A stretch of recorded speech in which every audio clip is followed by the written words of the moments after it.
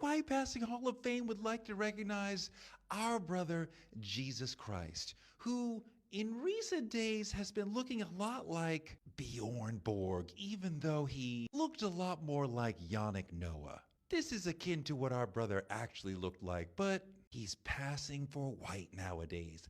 Let's explore why. Jesus Christ is a black man. He grew up to become a traveling preacher with a revolutionary message. There is only one God. He gets crucified for this. It's a whole thing.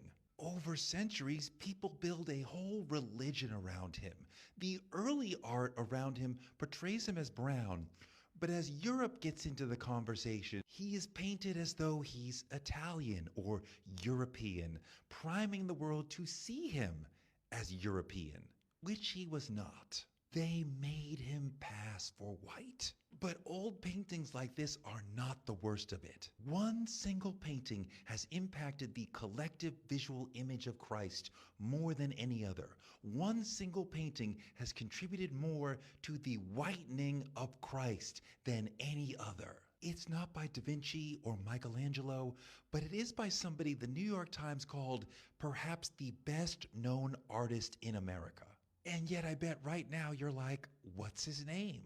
Warner Salmon, who painted Head of Christ, which you see everywhere.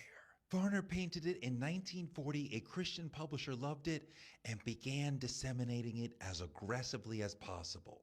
In the 1940s, a critical period as far as the development of media in America and the expansion of media's impact on people's lives, this painting was reproduced over 500 million times. They put it on cards, calendars, funeral announcements, church decor. Anywhere there was anything Christian related, you started to see this painting. This became the dominant image of Christ for millions of Christians. This is who they see in their mind because somebody decided to push this image all over America.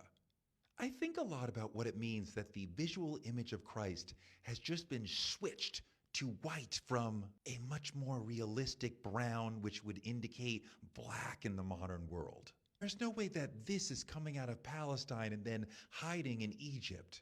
But it's crazy that millions of Christians think the man we should all live up to is a black man, and yet they use the Bible to enforce slavery and segregation, even though the man that it's all exalting is a brother.